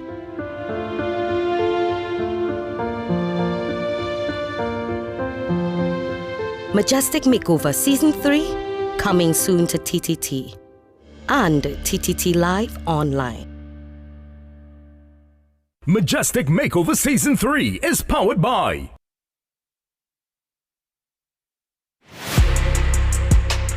I'm Jamila Bannister, host of the Socially Safe podcast, the new TTPS podcast where we share real stories, teach real lessons, and create real impact. From online safety and youth crime to community policing and personal responsibility, we go beyond the headlines and talk about what's happening in our communities with the officers and experts who are on the front lines. Because safety starts with awareness, conversation, and action. Tune in to the Socially Safe podcast on the TTPS YouTube channel, listen on Apple Podcasts, and on Spotify. Don't miss it. Watch on TTT, Mondays 6 p.m., Tuesdays 1:10 p.m.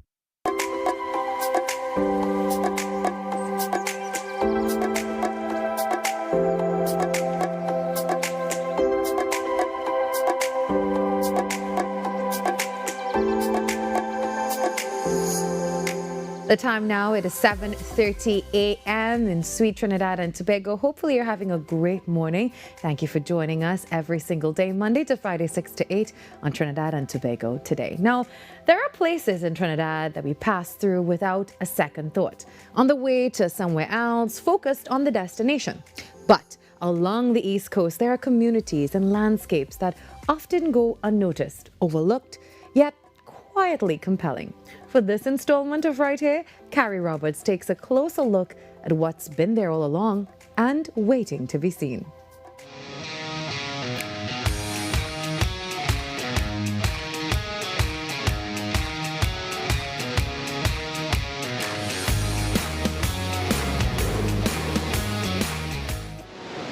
The east coast of Trinidad features miles upon miles of uninterrupted shoreline, lined by coconut trees as far as the eye can see, bordering the untamed Atlantic. Join us for this road trip on this episode of Right Here.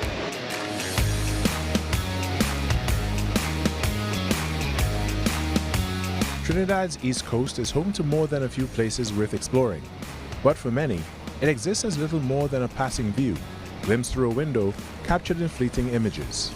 Yet beyond those brief moments, there's more to uncover, because when you slow down and step into these spaces, you begin to see what might have been missed all this time.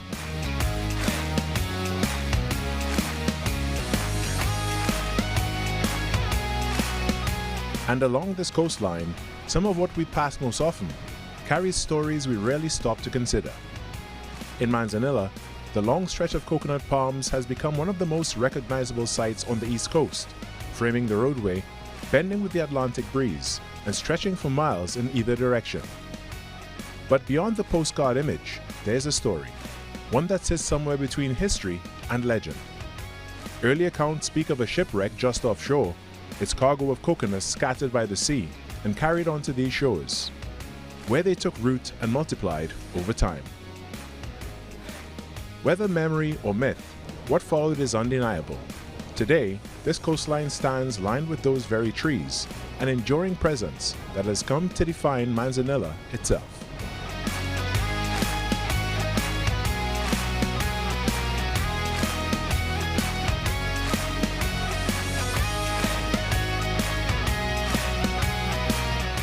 But beyond the sweeping coastline and its familiar landmarks, there are places where the story becomes quieter, more lived in. In Kernahan village, just along this same stretch, the scenery begins to shift. The long lines of coconut palms give way to homes and small holdings, and the subtle rhythms of everyday life. Here, the Atlantic is no longer just a backdrop, it's a constant presence.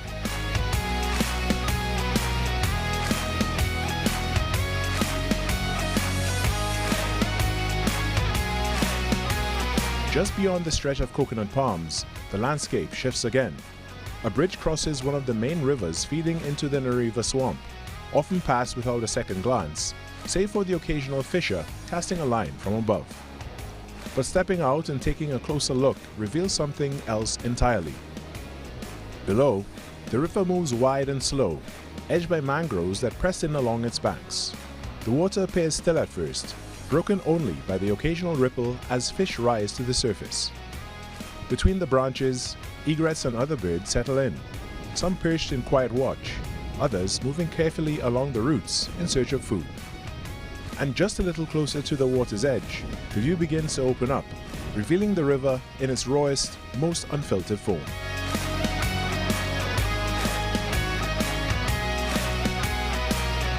Further south, the coastline opens up once more, bringing us to where the Ottawa River meets the Atlantic.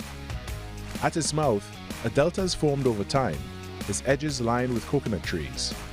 Here the landscape feels more dramatic, as the river's current meets the force of the tide. It's a meeting point of contrast, where the stillness of the coast gives way to the movement of the Ottawa, offering a view that captures both in a single frame. Along the roadside, a fish vendor works quietly, preparing the day's catch, a small but telling detail of life along the stretch. And just beyond, on foot, the Manzanilla Boardwalk comes into view, tracing the coastline for nearly a kilometer. Here, the Atlantic stretches outward, uninterrupted, its horizon extending far beyond sight. The breeze is constant, the sound of the surf unbroken, and in the distance, the cliffs of Point Radix rise from the water, marking the southern edge of this windswept coast.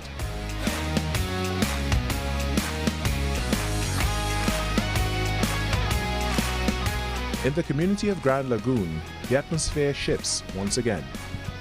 Along a quiet residential stretch, an abandoned hotel stands, its peeling paint, cracked concrete, and rusted fixtures, marking years of disuse. It rises over an empty beachfront, a structure left behind, yet still commanding attention. Not far away, a dark lagoon sits just off the shoreline. Its waters stained deep and opaque, reveal little of what lies beneath. Along its edges, marine birds move in and out of the mangroves, foraging in the shallows. Beyond it, the landscape opens onto a sandy stretch of coast, where the surf rolls in, gentler here than along Manzanilla to the north.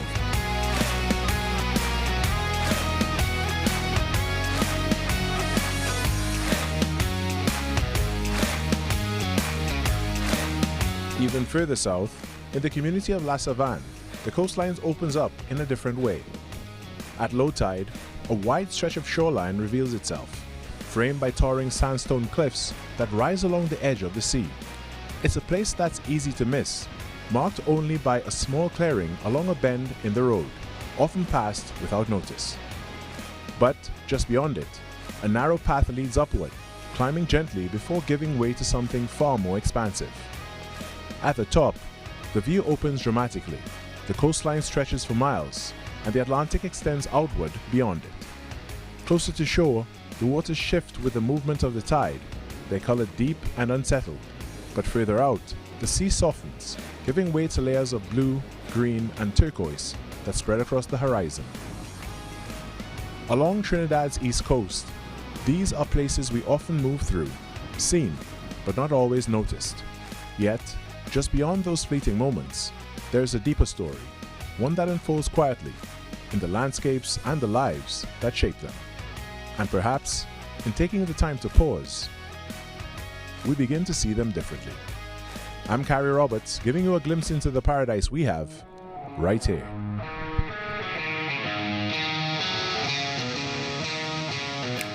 Thank you, Carrie. Well, sizzling flavors, warm hospitality, and a passion for great food are helping Anika's Barbecue Hut in Princestown stand out in the community.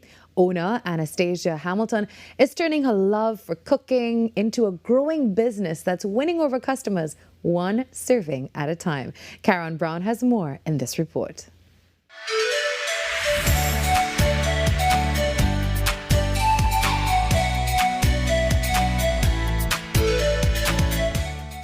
With every meal served, Anastasia Hamilton is building more than just a food business. She's creating an experience that keeps customers coming back. She shares the inspiration behind Anika's Barbecue Hut. I am Anastasia Hamilton, the owner of Anika's Barbecue Hut. So I have been doing this for a while. Basically, this year would make it 3 years I'm in this business. I started it because to provide a better life for my daughter. So happened, she's no longer here. Though still coping with the heartbreaking loss of her daughter, Anastasia remained determined to continue the interview with strength and resilience. So right now we have available on the menu macaroni salad, fresh salad, potato salad, rice or fries, barbecue chicken, pork, pigtail and lamb. Yeah, so you can place an order at 307-9736 or 490-7909. We also do catering as well. Did you ever doubt yourself before starting this business? Honestly, not really, because I had the support of my husband and my daughter. They are no longer here, so now it is a little harder to do on a daily basis. Anastasia offered a simple but powerful message to women in business.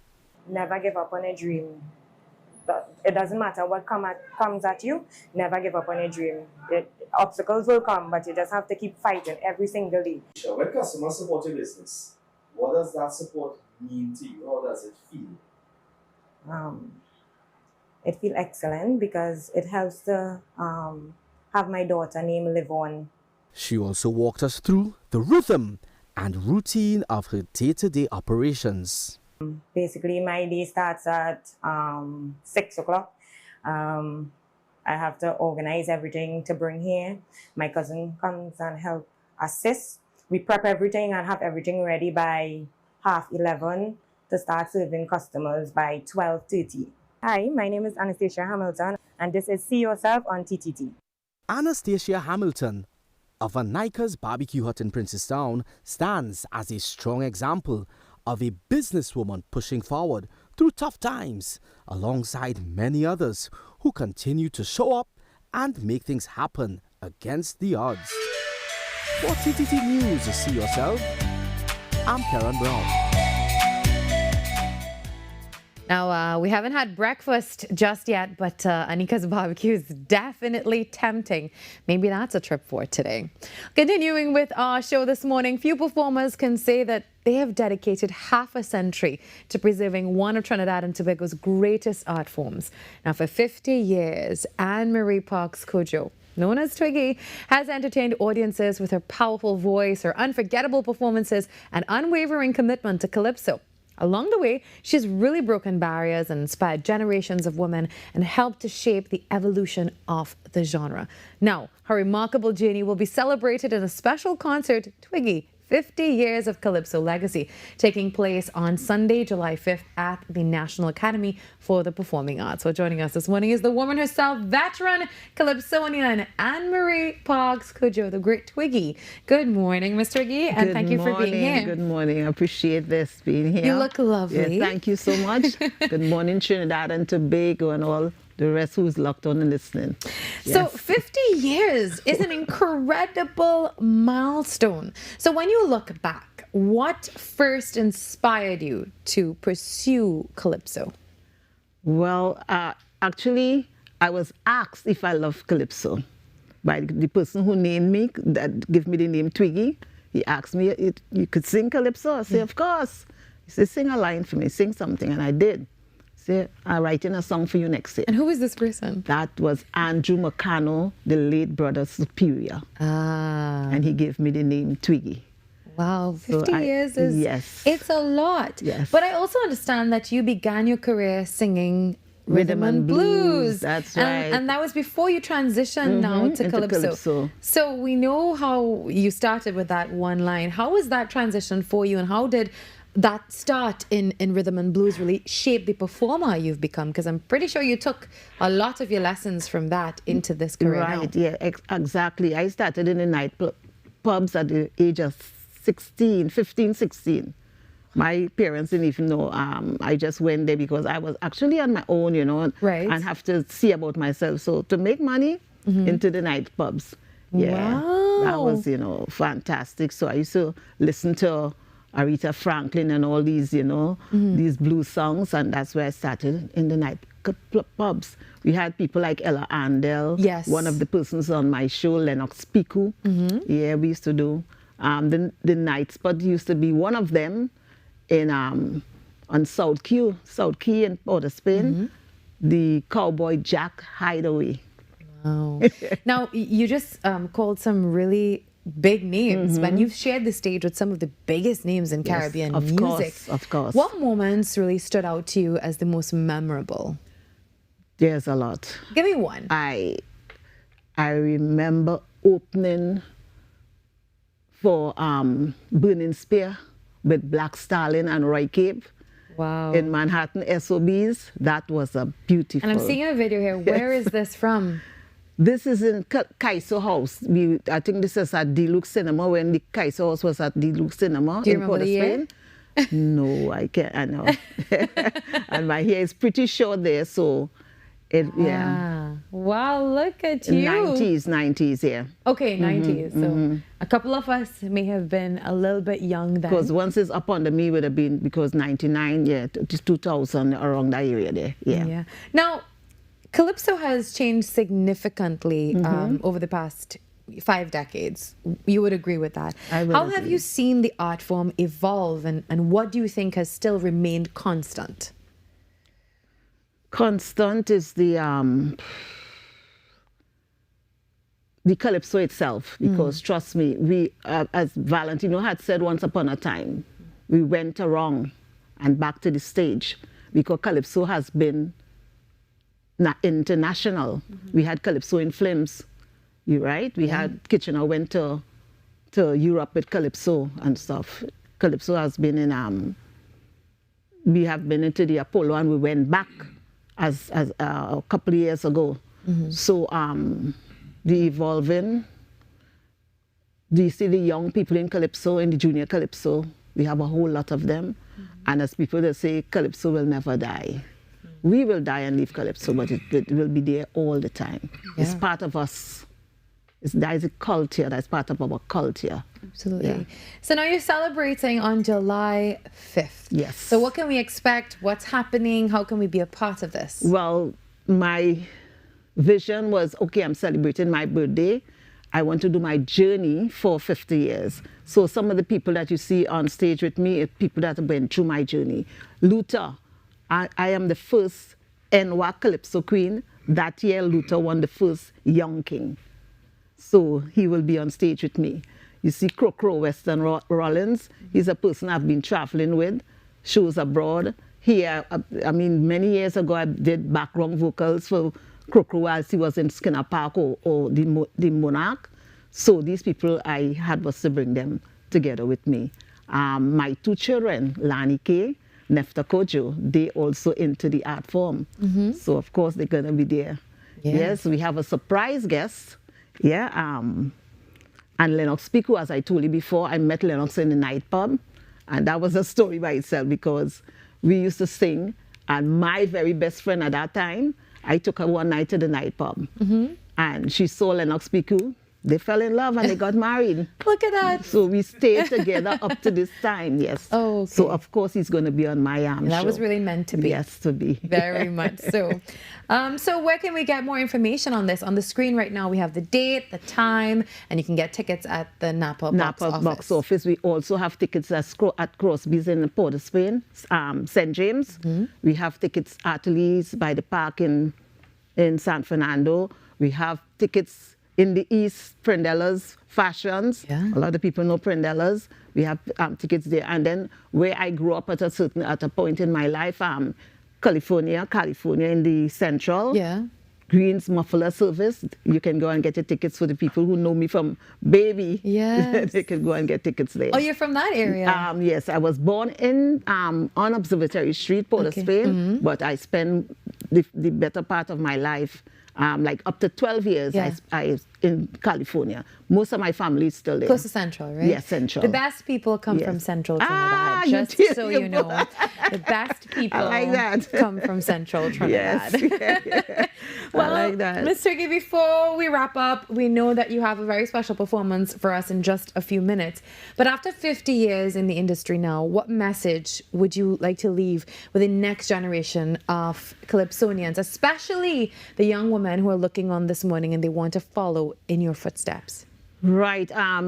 You have a craft, you build on your craft, and you keep your self-respect, especially as a woman. Yeah. You keep your self-respect, especially as a woman. One of the things I want to say, as you say, the youths in Calypso and stuff, one of the performances in this on the 5th is bringing back Calypso, Now is the Time. Mm-hmm. And I included most of the young people. The last year Junior Monarch, this year Junior Monarch. We have people like Tazea O'Connor, one of the Monarchs. Yes. And they are so elated just to be part of that production. Now is the time. So, including the young generation, letting them know there's a legacy for them, because that video from since 1978, I think, 1989 or something there. Most of these people has passed. So somewhere along the line, my grandchildren going to look at this performance in the future. All right. Well, thank you, Ms. Twiggy. 50 years of Calypso legacy. That's taking place on Sunday, July 5th. It's at Napa at 6 p.m. Get your tickets at the box office and everywhere else that she mentioned. Well, we take a quick break, and when we come back, we get ready for a beautiful performance from her as we close things for today. So when it comes by, don't treat it unkind. Not me, I ain't complaining. Give me all the loving. I want my man wrong me day and night. Kill me with love, that is alright. I want my man up under me all night. Up under me. I want my man up under me, treat me right. Up under me. And in the morning, up under me, feeling right. Up under me. And in the evening, up under me, hold me tight. Up under me. Oh God. Yes.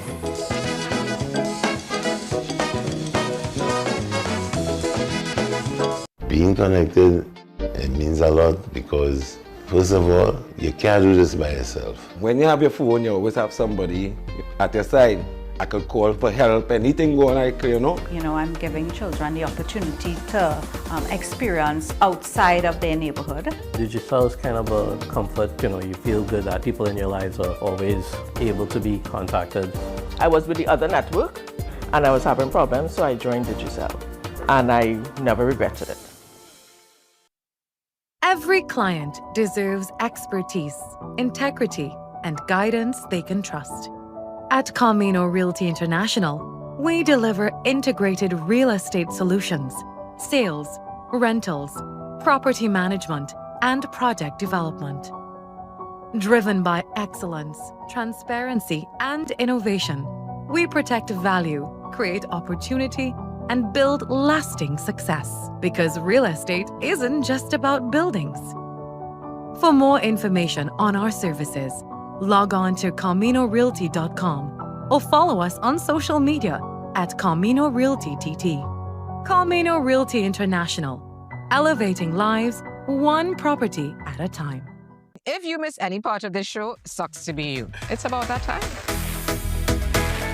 Hi, I'm Penny Gomez, and welcome to Pop. It's Wendy Fitzwilliams. Welcome to Pop. Oh my God, what majesty. I'm new to Penny on point. Peter Alliance. You don't know, guys, what it took to get him here. Sorry, stop. Food art. Food art. I like. Can we speak Penny? Sure. Whoa, I feel as if having both of you in here is just like atomic energy. All right. Yeah. Don't come up in here and change the rules of the competition. Penny, block your ears a minute. Okay. She gave us limited input. But I just bad all the truth. Any people show? big belly man do I award. You are both crazy. That's what this is determined. I feel as if we need like 2 episodes of Pop to get through with these two. My family were calling, so I wanted to show them what I was doing. Right temperature. If I had papers, I'll just throw it all up and just let the show go to the dogs. I am just putting out a disclaimer there for whatever happens. I'm not responsible. Penny exits.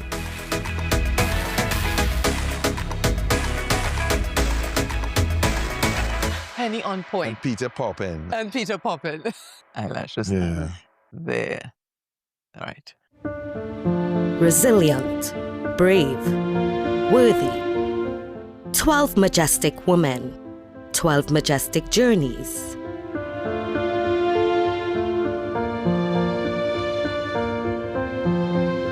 Majestic Makeover Season 3, coming soon to TTT and TTT Live Online. Majestic Makeover Season 3 is powered by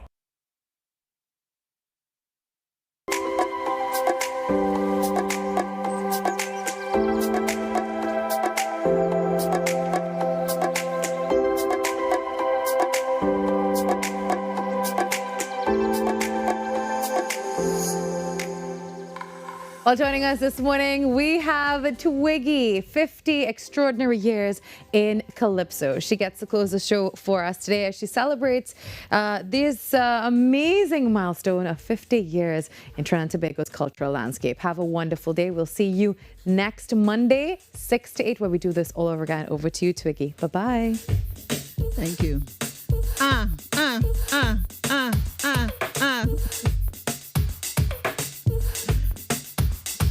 Love you, love you, love you. Miss you, miss you, miss you. Kiss you, kiss you, kiss you. You love you, love you. Oh, God.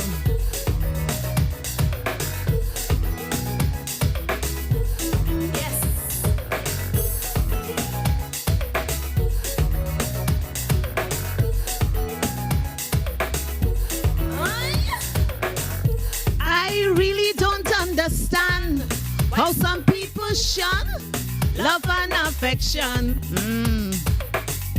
Good loving is so hard to find. So when it comes by, don't treat it unkind. Not me, I ain't complaining. Give me all the loving. I want my man wrong me day and night. Kill me with love that is alright. I want my man up under me all night. I want my man up under me, treat me right. And in the morning, up under me, feeling right. Up under me, and in the evening, up under me, hold me tight, baby. Yes. Woo.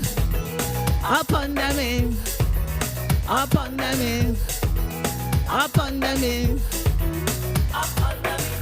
I's the kind of woman who like to do everything with me, man. Everything. Sharing love in a special way. Doing things together, side by side each day. Even when I'm cooking, in and out the kitchen, he always like to taste the stuff. I put any hand inside the pot. I want my man up under me all night. I want my man up under me, treat me right.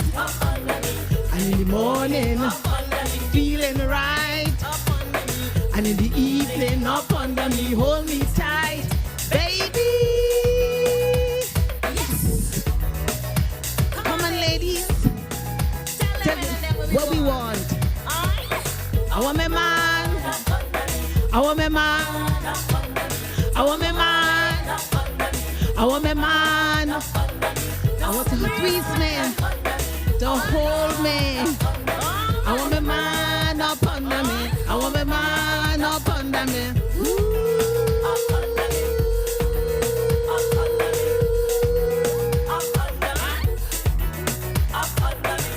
You may think I'm a selfish wife, but I have a weak. My mind's so consumed with pain. You're fired. I need this job, man. You need help. I have other concerns for tenants who actually pay. Miss. So how can I help? I need a room. I got $40. That's not enough. I'm sorry. Hey, it's me. You okay? I need your help.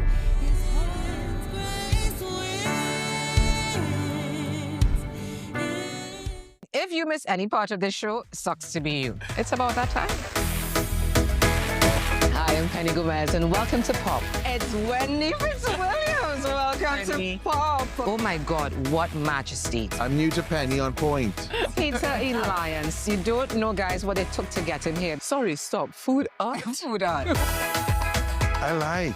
Can we speak Penny? Sure. Whoa, I feel as if having both of you in here is just like atomic energy. All right. Yeah. Don't come up in here and change the rules of the competition. Penny, block your ears a minute. Okay. She gave us limited input. I just bad told the truth. Any people show? Big belly man do I war. You are both crazy. That's what this is determined. I feel as if we need like 2 episodes of Pop to get through with these two. Family were calling, so what? Just show them what I was doing. Right temperature. If I had papers, I'll just throw it all up and just let the show go to the dogs. I am just putting out a disclaimer there for whatever happens. I'm not responsible. Penny exits.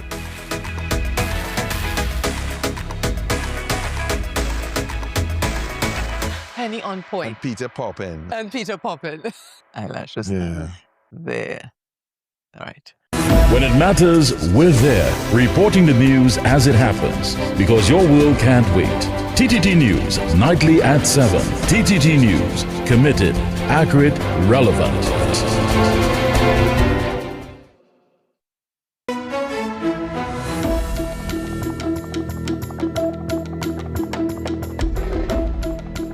Good morning. This is your TTT News Update. I'm Carrie Roberts. Making the news at this time. Rescue teams are urgently combing through debris in a race against time after 2 powerful earthquakes struck Venezuela near the capital. At least 235 people have been killed and more than 4,300 others injured. Venezuelan national Ignacio Ruben Smith Salazar gave us the latest update on the situation on the ground. But remember that the first 72 hours are critical in order to find survivors. If we lose that timeline, then we'll be digging out for bodies, which is really sad.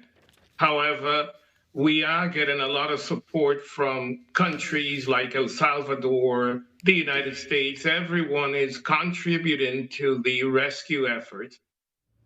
He says their most urgent need is heavy equipment to help move the massive slabs of concrete trapping people beneath the rubble. Mr. Smith Salazar adds that beyond physical assistance, psychological support is also critical, as he, along with the wider population, struggles to come to terms with the sheer scale of the disaster. Just to put it into perspective, we were hit with the equivalent of 170 Hiroshima atomic bombs on the ground. Wow. That is massive. There's no infrastructure that can actually survive that level of destruction. He emphasizes that this is a catastrophe no one could have been prepared for, while outlining the urgent needs facing those affected. Well, they need medication because we have a lot of injured people. We need water and man-made shelters because people are actually living in the streets. Mr. Smith Salazar says that on the road to recovery, what is needed most is sustained support and solidarity from both within the country and the international community, as survivors work to rebuild their lives and communities in the aftermath of the devastation. In other news now, a budget of $10 million has been proposed to support Tobago's latest push for greater autonomy. Chief Secretary Foley Augustine stated that the Tobago House of Assembly has the backing of the central government as it moves ahead with the required constitutional amendments. He added, Tobagonians, however, need to be in strong agreement with the way forward. On August 10th, Monday, August 10th, the entire Tobago will be called to a halt, will be asked to pause. The entire island will descend on Shore Park Complex, and we will host the Shore Park Convention. Mr. Augustine stated that all political parties, NGOs, community groups, and regular residents of Tobago will be invited to share their thoughts and agree on a broad perspective for autonomy.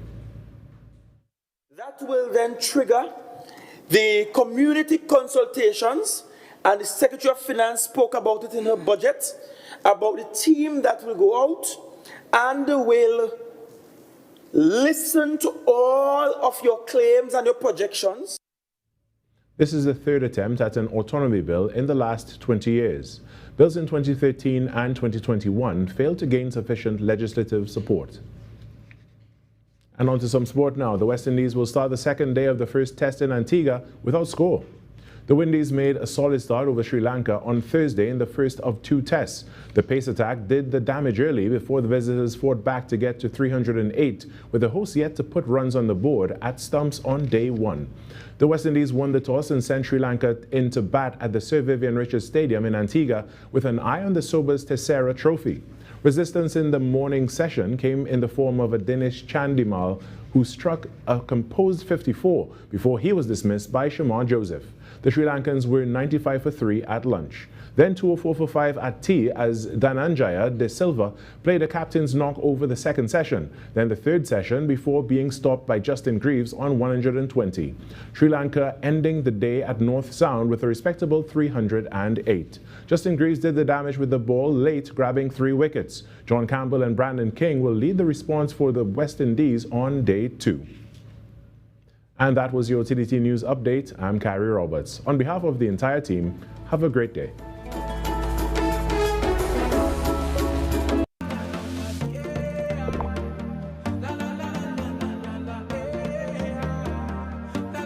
This is TTT. Live for local.